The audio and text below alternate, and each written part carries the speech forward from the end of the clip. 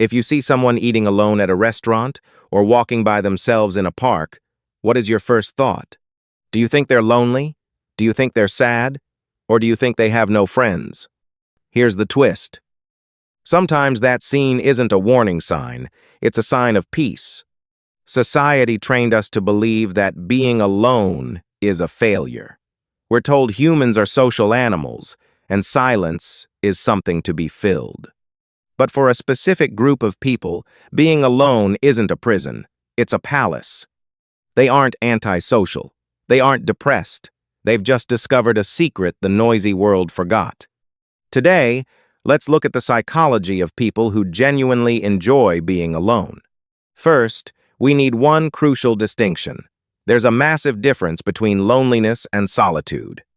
Loneliness is the pain of being alone. It's a feeling of lack. It's looking around and wishing someone else was there. Solitude is the glory of being alone. It is a choice. Solitude isn't emptiness. It's recovery. People who enjoy solitude don't feel empty when no one is around. A lot of times, that's when they feel the most full. But why?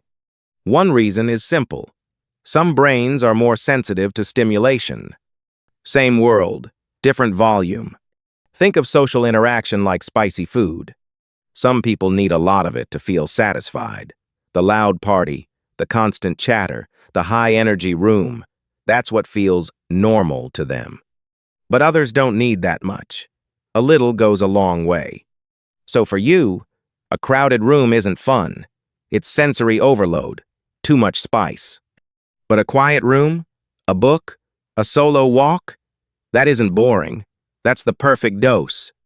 You're not antisocial. You're overstimulated. And there's a second reason this matters. Because stimulation isn't the only thing happening in social spaces. Performance is happening too. This brings us to the social mask. Whenever you're around other people, even people you love, you are performing. You micro-adjust your face. You filter your words. You match the energy of the room, and that performance costs energy. It drains your biological battery. When you're alone, the performance stops. You don't have to smile if you're not happy. You don't have to talk just to fill silence. You can just be. And for people who love solitude, this is when their nervous system finally resets. They aren't hiding from the world. They're healing from the effort of being in it. Quiet isn't weakness. It's a skill. History backs this up.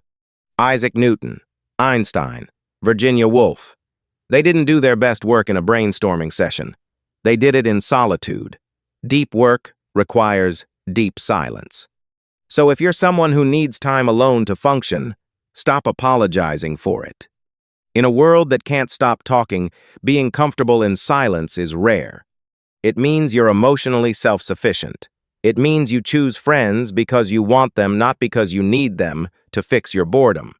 And here's the part to remember.